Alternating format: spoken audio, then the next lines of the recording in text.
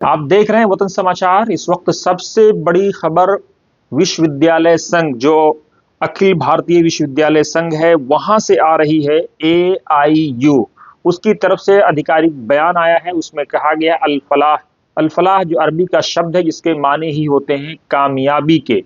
अब उस यूनिवर्सिटी पर यह आरोप है कि वहां जो डॉक्टर पढ़ते थे, जो दिल्ली में जो ब्लास्ट हुआ लाल किले के पास, उन डॉक्टरों का कहीं ना कहीं उसमें वो लिप्त थे। इस तरह के आरोप लग रहे हैं। जांच एजेंसियां अपना काम कर रही हैं, अदालत अपना काम करेगी, लेकिन इन आरोपों के बीच में खबर यह है कि अब अल फलाह यूनिवर्सिटी की सदस्यता को सस्पेंड कर दिया गया है। आधिकारिक बयान में संघ ने अपने आधिकारिक बयान में, जो AIU है विश्वविद्यालय संघ है, उसने अपने आधिकारिक बयान में कहा है कि उसके उप नियमों के अनुसार किसी भी विश्वविद्यालय की सदस्यता तब तक बनी रहती है जब तक वो सद्भावनापूर्ण स्थिति में हो।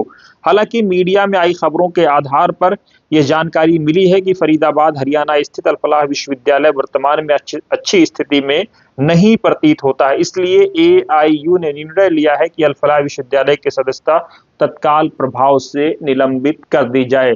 अब खबर यह भी है कि मिनिस्ट्री ऑफ होम अफेयर्स ने यह फैसला लिया है कि उसकी स्क्रूटनी होगी, स्क्रीनिंग होगी, जांच होगी, फॉरेंसिक ऑडिट होगा, और उसके साथ ही जो है ED वहां पर अपना काम करेगी। सारे लेन देन और सारी चीजों का क्या निकल करके आएगा, रिपोर्ट में क्या निकल करके आएगा, उस पर नजरें बनी हुई हैं। लेकिन अब तक की सबसे अहम खबर यह है कि अल फलाह यूनिवर्सिटी उसकी सदस्यता को जो है निलंबित कर दिया विश्वविद्यालय संघ ने, जो अखिल भारतीय विश्वविद्यालय संघ है। और उसके साथ ही उसकी तरफ से आधिकारिक बयान भी मीडिया के अलग अलग प्लेटफॉर्म पर आ चुका है।